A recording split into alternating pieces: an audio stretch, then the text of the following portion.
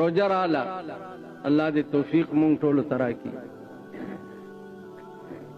پروژه کې دو کار وکړي یو روجه کې کوشش وکړي چې غیبت نه کوي د چا پسې بد وي دویم چې وخت درته ملاويږي نو امام احمد ابن حنبل رحمت الله علیه خدای په خوب کې لیدل نو امام احمد ابن حنبل ورته وی چې یا الله ته پس شي ډیر خوشالهږي چې زاغه کار وکړ ته پس خوشاله نو الله ورته په خوب کې وی چې زه خوشالهږم زیات به تلاوت القرآن د قرآن په تلاوت زه ډیر خوشاله نو خدای توفیق درکې قرآن ویلې نو د دې تلاوت پروژه کې کوي غیبت نه ځان بچ ساته مونږ او 10